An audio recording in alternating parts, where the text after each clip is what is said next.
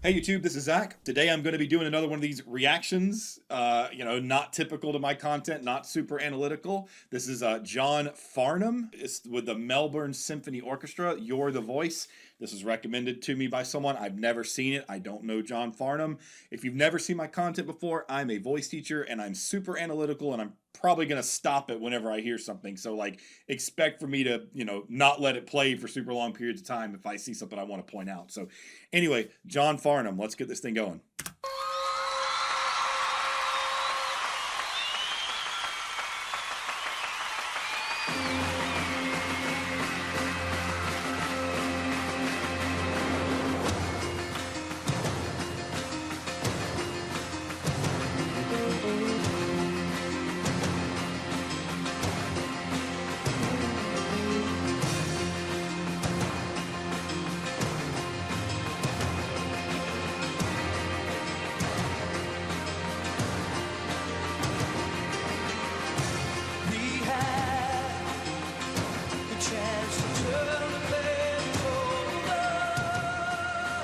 Huh.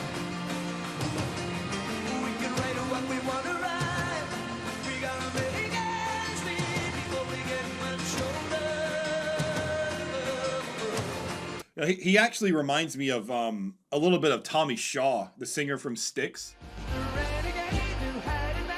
He's kind of got a similar timbre to him. I really like his tone. He's tenor voice. Again, this is a reaction video. So normally when I make videos, I'm already analyzed ahead of time. So I'm kind of just basing this off of my first thought. What I hear from his sound is he's got a nice balance of resonance. He's using a lot of chest voice, not really moving into his head voice very much. It sounds even and consistent. He's got pretty good vowel usage. This is back in the in the 80s. Things like pitch correction didn't exist, so you can generally rely on these videos being a little more honest than some of the newer stuff. So yeah, he sounds like just a solid singer so far. I mean, as I hear him more, I'll be able to give you a little bit more in-depth commentary than that. But yeah, so far so good. I like it.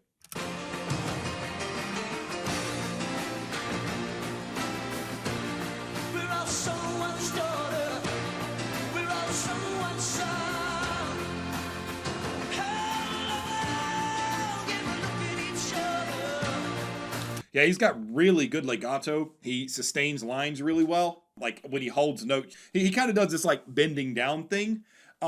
Typically with a lot of people that can mess up your breath support and mess up your consistency of your tone. But it seems like going back and listening to this again, it sounds like even though he's bent over, somehow he's able to kind of manage it pretty consistently. Let's see if I can get back to it and listen to it again. Pay attention. When typically when you sing, you want to be upright and have good posture, because what happens is when you bend over, when you lean in, your lungs close up, you lose lung capacity. It can affect your ability to sustain lines. But yeah, I mean, he's made it work. So let's see if we can see it here. I think it's right here.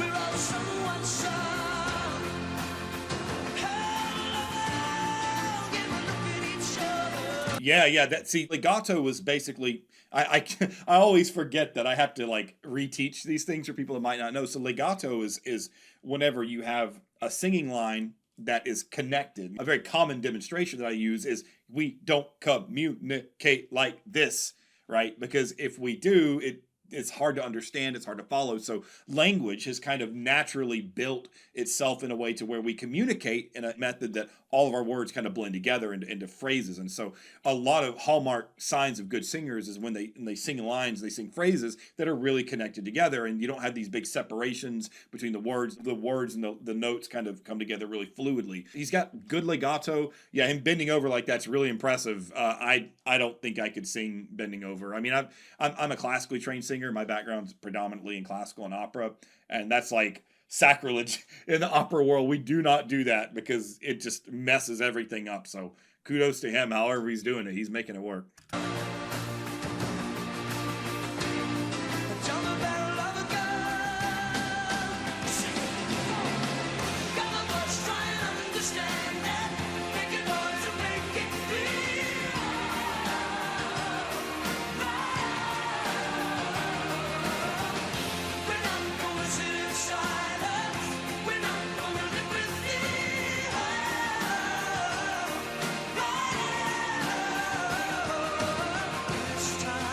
Yeah, so it's kind of hard to tell exactly what he's doing because so often the camera isn't on his face. Since the camera's not on his face, I can't really look at his mouth shape and I can't really look at his breathing. I can't look at his, facial tension, all those kinds of things. I can only kind of base my assessment and my analysis off of what I'm hearing. What I hear is he is consistently in tune. He's got, again, good legato. One thing that is interesting about his sound is that he kind of has this almost slightly raspy tone going on throughout most of the sound that he creates. There's a lot of scientific development being done right now in terms of the study and the understanding and the research of how the raspy sounds are being done by people and the types of methods that are being used in the voice, the way that the vocal tract, or like the tube with all the parts in it, larynx, pharynx, vocal folds, mouth, lips, that whole structure. They're learning how the different shapes inside the vocal tract affect the raspiness. But one of the most interesting things in terms of science, and this doesn't just go to singing, this goes toward speaking and voice acting and acting in general, anything like that.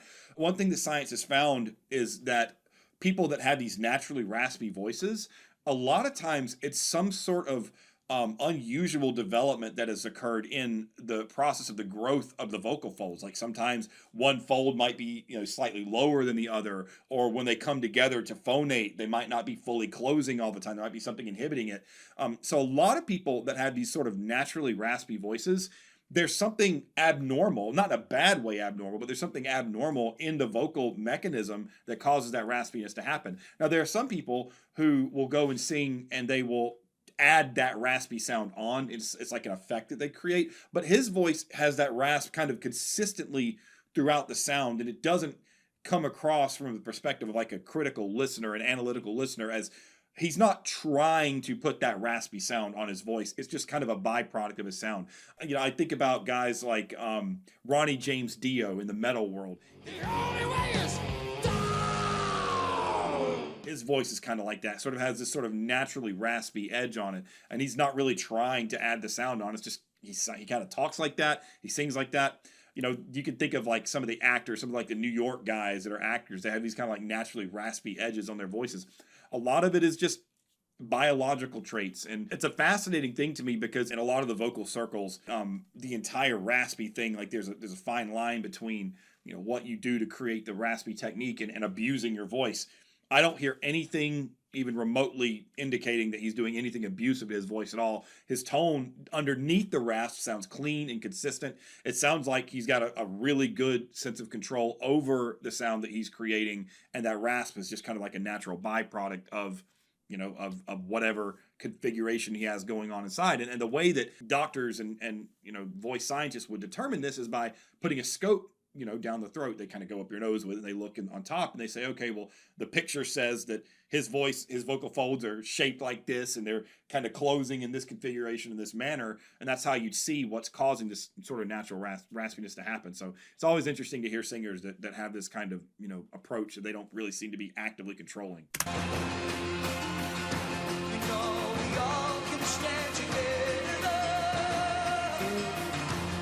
Yeah, again, I know I stopped it kind of soon, but I wanted to point out his vowel usage, and the way that you choose your vowels when you sing is very important.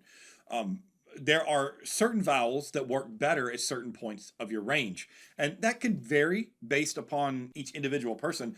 But in a lot of cases, when you talk about men and women, there are certain vowels that work best at certain parts of the male range as opposed to the female range.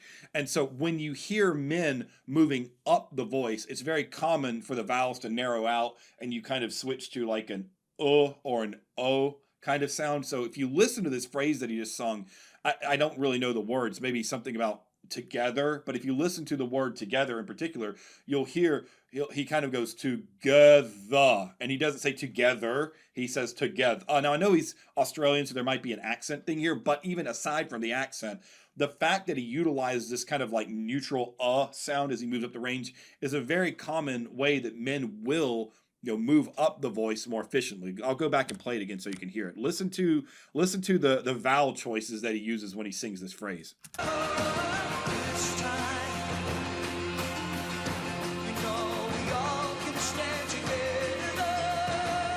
See, it's an vowel. So you say the word together, right? And I guess there are some accents that might say together, but he clearly is using an at the end of it. And so that's a notable vowel choice that's going to make the higher part of the range easier to use. So if you're a man out there watching and you're struggling with the upper part of your range, like where it moves up to your passaggio, which is where your head voice switches over, try narrowing your vowel out to something like an or an and it will probably make it easier for you to sing.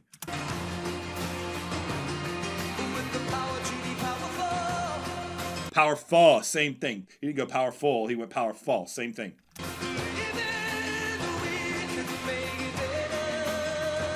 Yeah, he's solid. He's a good singer.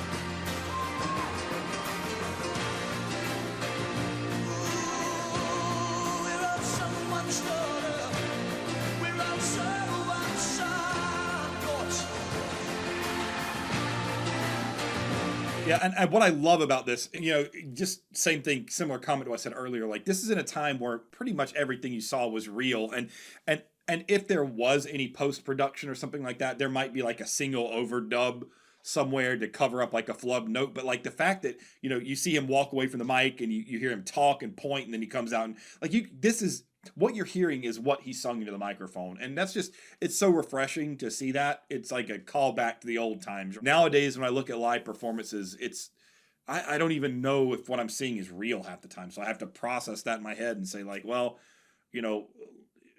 is this really how they sound? Because there's so much post-production and so many ways, like live auto-tune and even backing tracks that are playing that cover up mistakes. And there's just none of that here. So it's nice to hear a singer who can actually sing without being aided by other like technological external things. It was a different time back then. The world of music was very different back then, and in some ways I think that it was better in that sense.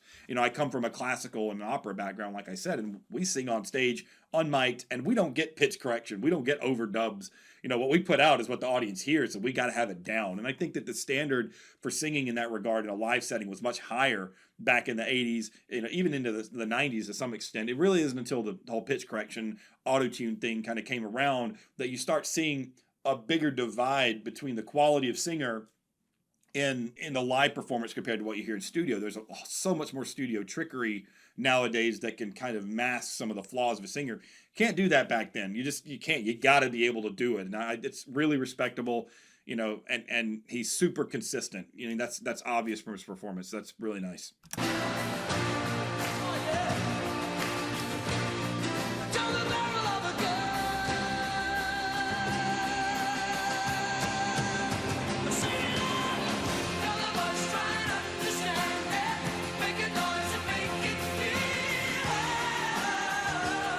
Yeah, super, super good control of that upper range. Like I wouldn't even say that he's necessarily moving fully into his head voice.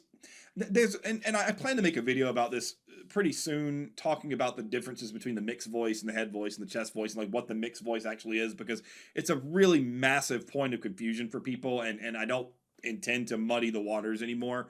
So what I will say about this, to kind of keep it as simple as possible, is that he's certainly not moving into his head voice here, and I would say that most of his singing in the upper range leans on the top end of his chest voice and maybe like teeters into the mixed voice sound.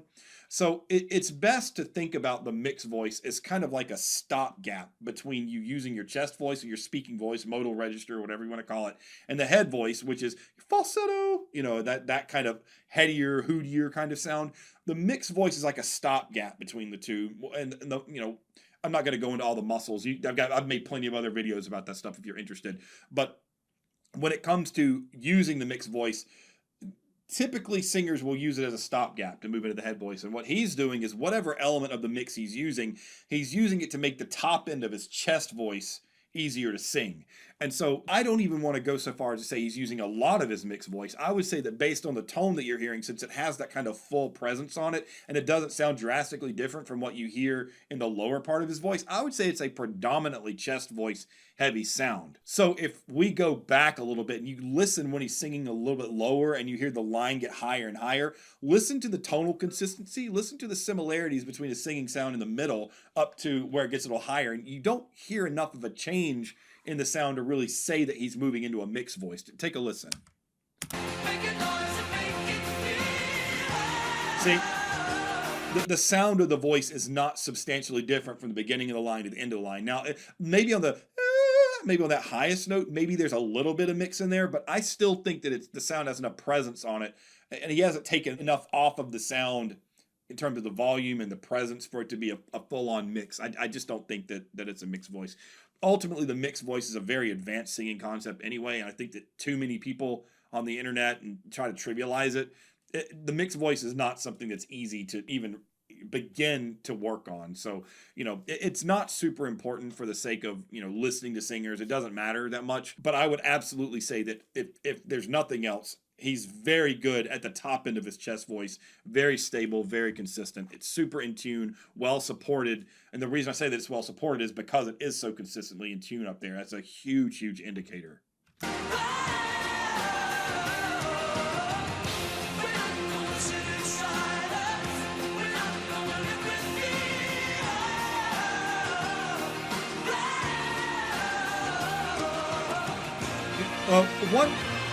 Bagpipes.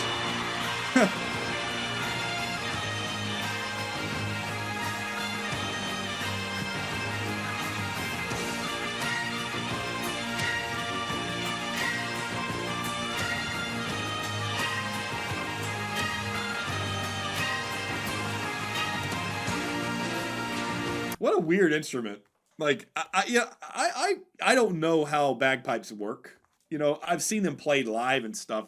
I have no idea how bagpipes work. They sound so cool. Like, they're one of the most, like, unique sounds. It's like when you hear an oboe, you know what an oboe sounds like, right? Like, when you hear bagpipes, you just know, Such an interesting sounding instrument, but they're so strange. Like, the whole configuration of them, they're so weird. I was gonna make a comment a little while ago. I honestly kind of forgot what it even was now, but the bagpipes made me, I just kind of had to watch. It's pretty cool to see that. And I was not, I think I saw something look like bagpipes in the thumbnail, but I was not expecting like a full-on bagpipe solo on the song. It's pretty cool. Really quickly before I proceed, I'm currently running a GoFundMe because I've been invited to the University of Utah for this summer to do what's called the Summer Vocology Institute and to get what's called vocology certification. And I'm trying to fund the education. Right now, it's pretty pricey, and right now I'm trying to get enough funds to where I can cover going, and that way it'll make my education better and it'll make the content better, all that kind of thing. So if you do enjoy what I have to offer and you watch some more of my content, you see my approach, please consider donating to the GoFundMe. Anything is amazing, even $5 or $10. It doesn't have to be a lot. Every single dollar helps. It's an opportunity of a lifetime. If you want to know more about the what it means and the implications of it, check out my most recent update video, and you can kind of see what the implications of this are. And it's a really incredible career opportunity, and I don't want to miss it. So any support you can offer, I greatly appreciate it. So with regards to what I was going to say before the bagpipes came in, maybe some of you guys in the audience, guys and girls that have some experience with performing, can maybe give me some insight on this. I'm not going to play it back, but I'll just rewind it a little bit. Like, yeah, so when he's singing, the mic is, look how far away it is from his mouth. I'm coming from a classical background, an opera background, I don't really have to use mics that much. And if it is mics, it's usually overhead hanging mics. So I don't have to worry about mic technique. I would love if some of you could give me some insight into why he's holding the mic so far away. Because you don't really hear a difference in the volume of his sound. Is that what it is? Is he kind of like keeping the volumes in check by pulling the mic away? I honestly don't know the answer to that, and I'd love for somebody to give me some insight on it, because honestly that's like the most notable part of this section to me, is how he's pulling his mic away from his mouth and keeping such a consistent sound. I have no idea how that works. So this whole little block of this song has kind of got me like, yeah, I'm not really sure how this whole thing kind of ties together.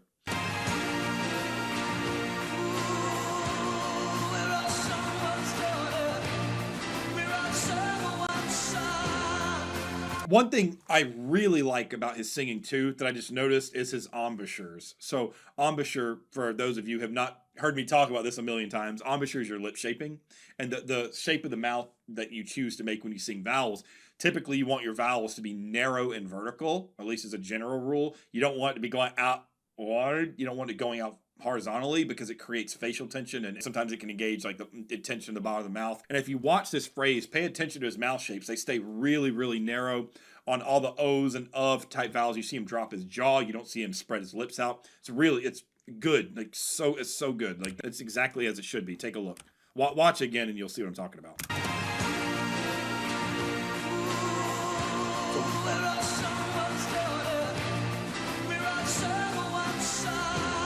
Yeah, see, narrow, drop the jaw. You don't see the lips going out to the side. You don't see the cheeks raising. Excellent. Great stuff.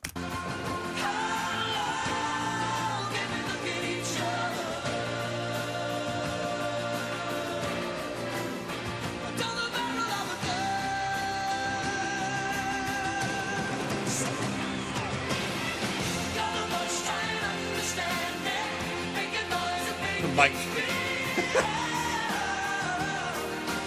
Craziness. How do you not bash yourself in the head doing that? It's like the drummers that do these crazy tricks where they throw their sticks up in there. Like, how do you keep that from just hitting you in the head? Like, people come up with all sorts of crazy tricks on stage, man. I tell you what.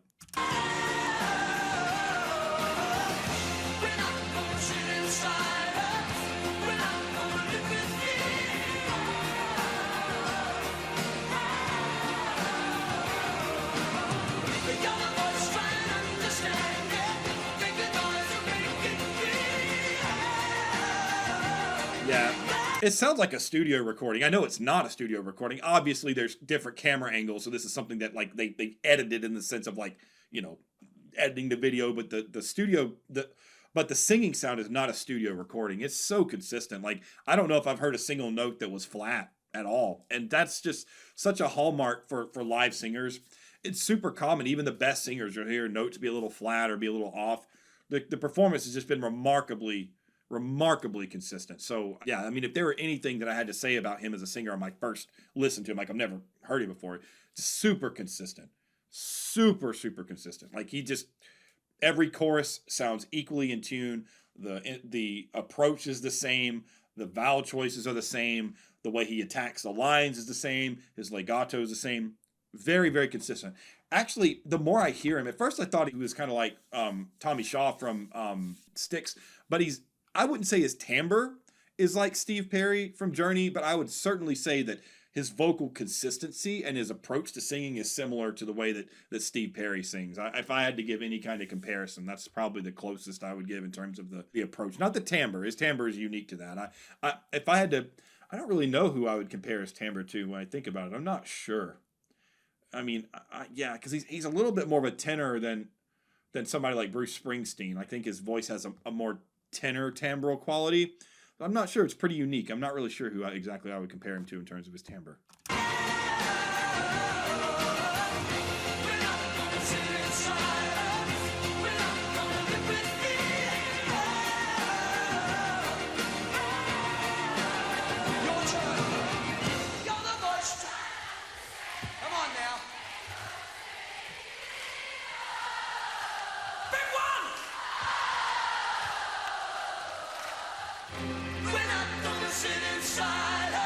Yeah, great consistency. Yeah, he just navigates up into that upper part of his voice so easily. I mean, like, he makes it sound like nothing. That note, like, I'm a baritone, so I'm not even going to try to sing it like he does. Like, I'm a real baritone. Like, I'm a bass baritone, so I'm not even going to try to sing, you know, up in that range. But yeah, it's super consistent. Like, I mean, he just nails those high notes like it's nothing. But it's high enough where, you know, to sing that note as consistently as it is no easy feat. So good stuff. Yeah, such a consistent singer. You know, anytime I see these like getting the crowd to sing, I sometimes I wonder. Not in his case necessarily, but you know, this is a reaction video, so I'm just telling you where my brain goes. I've heard before that sometimes singers will do that when they're tired. They'll just get the audience to sing. I don't think he's doing that in this case because it seems a little bit more planned. But like I've heard a lot of times when singers will give the mic to the audience, they're doing it because they're tired or something. But I don't think that's the case here because you know, it's in the middle of the chorus and he's got the crowd into it. But just a random thought.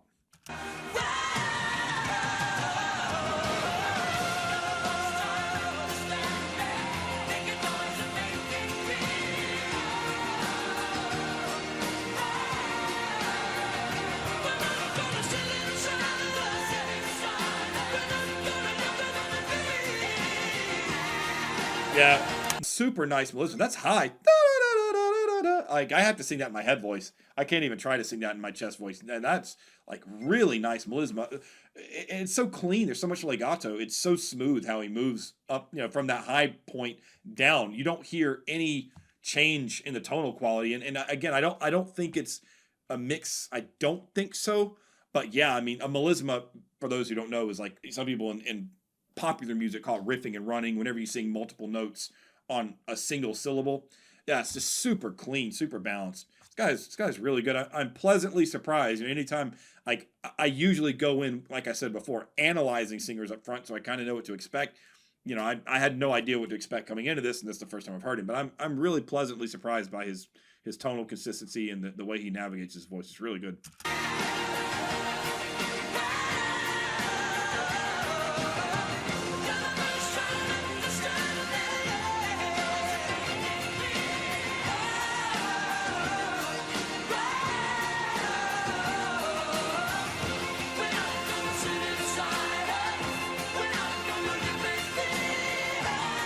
I've been remiss in talking about something that I always talk about with singers. I guess this is almost over, so I can let it play, and I'll say it afterward. But yeah, I'll explain after it's over.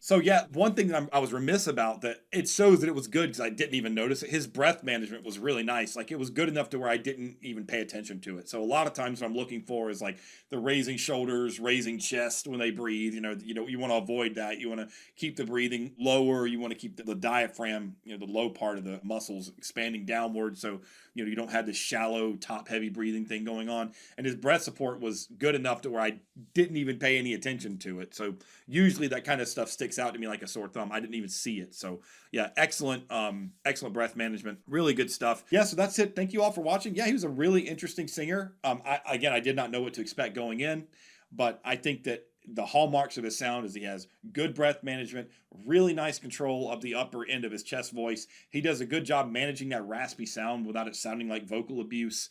Really good sense of legato, and he has an inordinate amount of control over the consistency of his voice, considering how much he bends over and how much he moves his body. Really good control over that. So I would say that he's a super stable and consistent singer, and that's just such a far cry from the types of things you see these days. Like I said before, it's so pitch corrected and auto tuned, and half of it's sort of faked, and that's a real live performance. It's just really nice to see.